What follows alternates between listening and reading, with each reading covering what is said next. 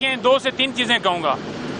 खान साहब ने बड़ा क्लियर कहा है, जो कल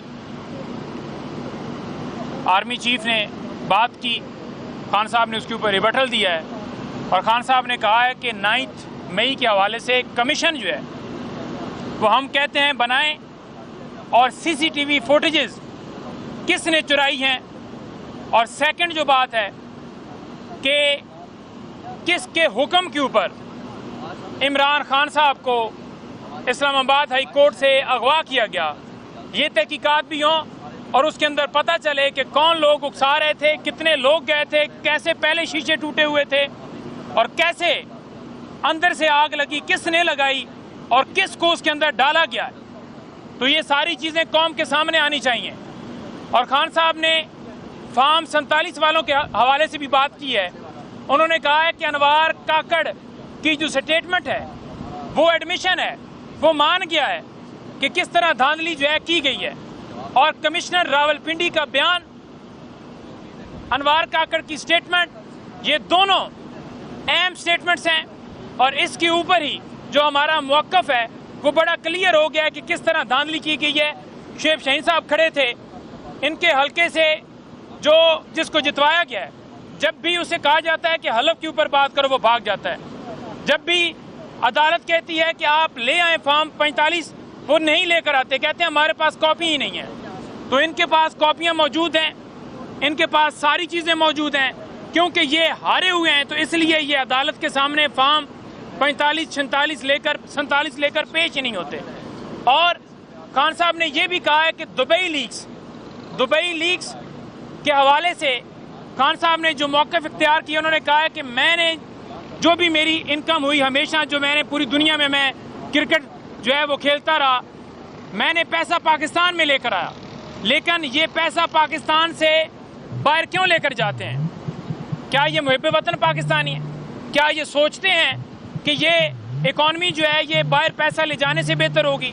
ये अपनी जायदादें बाहर बनाते हैं, मनी ट्रेल इनसे मंगवाया जाए कि कैसे इन्होंने पैसे कमाए, कैसे बाहर लेकर गए, कैसे इनकी जायदादें बनी। गंदम स्कैंडल के ऊपर बिल्कुल खामोशी इख्तियार कर दी गई, दुबई लीज के ऊपर बिल्कुल खामोशी इख्तियार कर दी गई और एक सिर्फ 9 मई की पादाश में पीटीआई को टारगेट किया जा रहा है। इमरान खान डट के खड़ा है, डेथ सेल के अंदर है, इमरान खान को कोई सहूलियात हासिल नहीं है, इमरान खान को कोई एसी की डिमांड नहीं कर रहा। ये झूठे केसेस हैं, इंशाअल्लाह ताला कप्तान हमारा तमाम केसेस से सुरखरू होगा। बिस्मिल्लाहिर्रहमानिर्रहीम।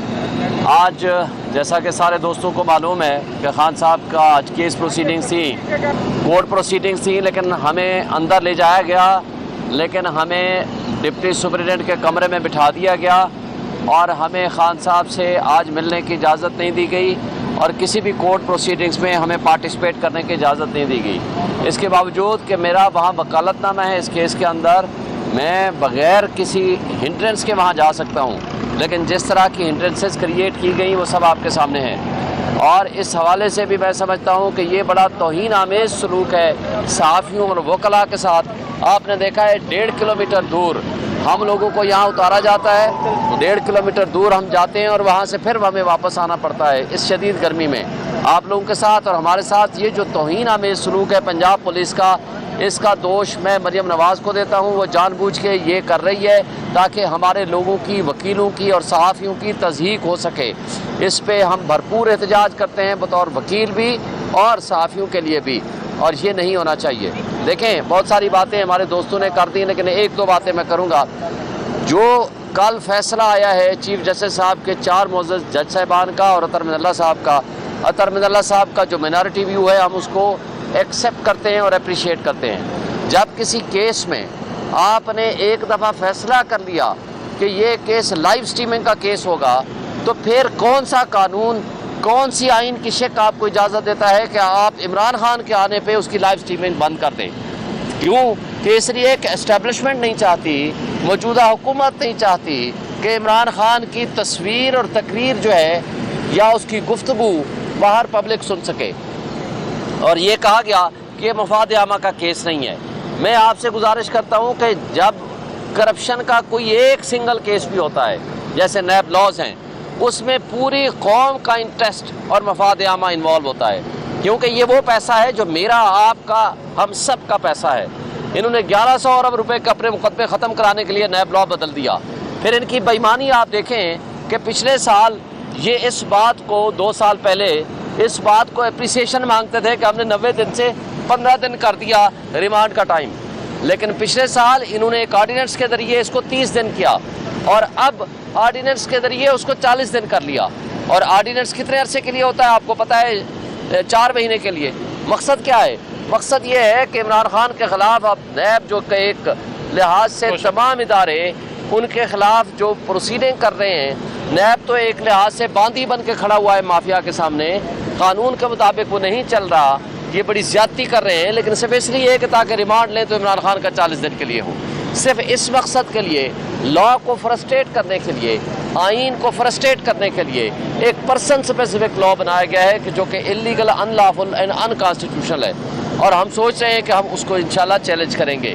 اور اس کے ساتھ ساتھ اب ہمیں 8 جون کو اسلام آباد میں جلسے کی اجازت مل گئی ہے. ہم چاہتے تھے کہ وہ F9 پارک میں ہو، لیکن انہیں ہمیں روات میں اجازت دی ہے. ہم اس کو یا تو چیلنج کریں گے جگہ کے لیے، لیکن ہم انشاءاللہ 8 جون کو جلسہ کریں گے. اس کے لیے پوری قوم کو میں کہتا ہوں تیار رہے اور بھرپور جلسہ ہونا چاہیے. اور اس کے ساتھ ساتھ جس انداز سے ہمارا دفتر سیل کیا گیا، اس حوالے سے بھی آج تاریخ لگی تھی، اب وہ منڈے کو چلی گئی ہے. ہمیں امید ہے کہ جو موجودہ پولیٹیکل وکٹمائزیشن جاری ہے اور یہ کٹ پتلی جو ہمارے اوپر مسلط کیے گئے ہیں اسٹیبلشمنٹ کی طرف سے، انشاءاللہ یہ اپنے عزائم میں ناکام ہوں گے اور پی ٹی آئی انشاءاللہ جیتے گی. شکریہ. آج ایک بڑی شارٹ سی کارروائی تھی القادر ٹرسٹ کیس کے اندر، کیونکہ جو خان صاحب کی لیگل ٹیم ہے اس کے ممبران پر FIR درج ہو چکی ہے اور وہ آج اپنی ضمانتیں کروانے میں مصروف ہیں. تو جج صاحب کو جب یہ بتایا گیا کہ اس ٹیم نے جس نے آپ کے سامنے آ کر کیس لڑنا ہے وہ خود اپنی ضمانتوں کے لیے آج عدالتوں میں گئی ہوئی ہے، تو آپ مقدمہ جو ہے وہ آپ اس کو ایڈجرن کریں.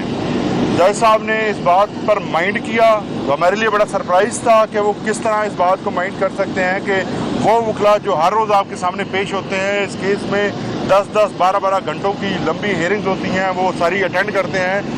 تو اگر ان کی اپنی ذات کے اوپر FIR درج ہو چکی ہے اور وہ بھی دہشت گردی جیسی سویر جو پروویژنز ہیں اس کے تحت مقدمات درج ہو چکے ہیں، تو وہ کس طرح بغیر پروٹیکشن کے آپ کے سامنے پیش ہوں.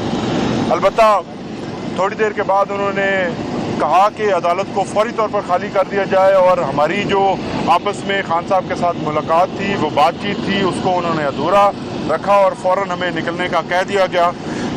دوسری امپورٹنٹ چیز جس کے اوپر خان صاحب نے کمنٹ کیا ہے وہ آپ سب کے سامنے رکھنا بہت ضروری ہے.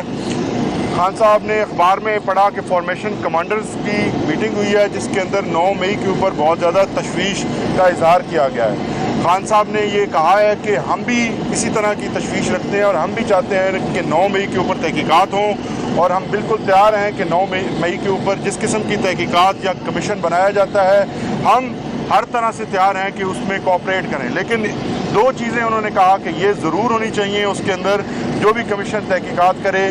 پہلے نمبر پہ کہ اسلام آباد ہائی کورٹ کے CCTV کیمراز کو کس نے چرایا تھا اور فوٹیج کو کس نے چرایا تھا. اور دوسرا انہوں نے کہا ہے کہ مجھے جو ابڈکٹ کیا گیا تھا، جو سپریم کورٹ نے یہ ڈکلیئر کیا تھا کہ مجھے غیر قانونی طور پر وہاں سے ابڈکٹ کیا گیا تھا ہائی کورٹ کے اندر سے، وہ کس کے حکم سے ہوا تھا. اگر یہ 2 پوائنٹس اس کے اندر شامل کیے جاتے ہیں تو تحریک انصاف یہ جو کل مطالبہ کیا گیا ہے کہ 9 مئی کے اوپر تحقیقات ہونی چاہیے، بالکل اس کو سپورٹ کرتی ہے. تحریک انصاف ان کے ساتھ کھڑی ہے. تیسری امپورٹنٹ چیز یہ ہے کہ ابھی فیملی نے بھی تھوڑی دیر پہلے اناؤنس کیا کہ خان صاحب کسی قسم کی کوئی ڈیل نہیں کرنا چاہتے. وہ ان کی کسی قسم کی کوئی بات چیت نہیں ہو رہی، وہ صرف اپنے مقدمات کو قانون و انصاف کے مطابق حل کروانا چاہتے ہیں. چوتھی چیز، اوورسیز پاکستانیوں کے لیے خان صاحب نے ایک پیغام دیا ہے جس کے اندر انہوں نے فرمایا ہے کہ آپ کو جلد ایک شیڈول دیا جائے گا جس کے تحت آپ لوگوں نے احتجاج کرنا ہے اور آپ اپنی تیاری رکھیں. سوشل میڈیا کے لیے خاص طور پر خان صاحب نے اپنا پیغام جاری کیا ہے کہ یہ سوشل میڈیا میری طاقت ہے. میں ان تمام نوجوانوں کو جو سوشل میڈیا کے والنٹیئرز ہیں ان کو خراج تحسین پیش کرتا ہوں اور ان کی خدمات کو میں سراہتا ہوں.